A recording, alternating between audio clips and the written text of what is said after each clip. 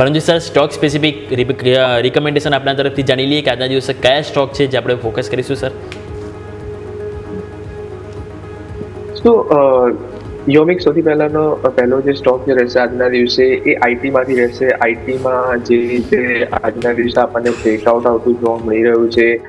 એક ફ્રેશ જે recent swing આવી હતા 38,350 એ 38,350 લેવલની ઉપર જે ક્લોઝ આવતો જોવા મળી રહ્યો છે that is a very strong close. And I feel અગર કરંટ લેવલથી માર્કેટમાં જે અપસાઇડ મોમેન્ટમ આવશે એમાં આઈટીનું એક મેજર પાર્ટિસિપેશન આવતું તમને જોવા મળી શકે છે.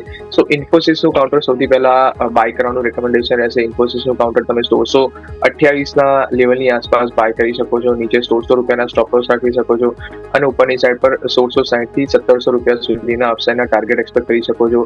બીજો જે કોલ જે રહેશે એ શોર્ટ સાઈડ પર રહેશે. શોર્ટ સાઈડ પર નિફ્ટી ડિફેન્સમાંથી રહેશે.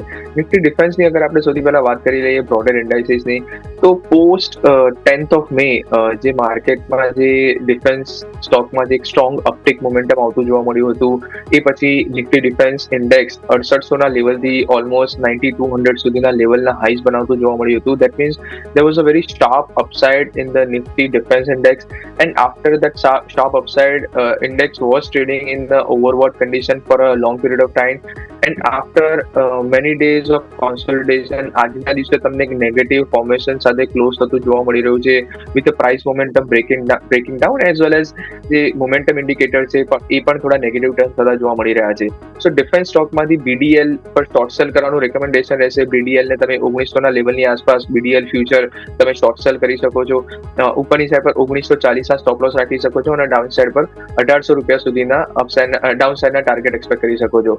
નાઉ હેવિંગ સેડ ધેટ નિફ્ટી ડિફેન્સના જે બી સ્ટોક જે છે એક લોંગ ટર્મ જે અપટ્રેન્ડ જે છે એમાં કરેક્શન આવી રહ્યું છે તો શોર્ટ ટર્મ ટ્રેડર્સે એક short or maybe call writing opportunity find out કરવી જોઈએ.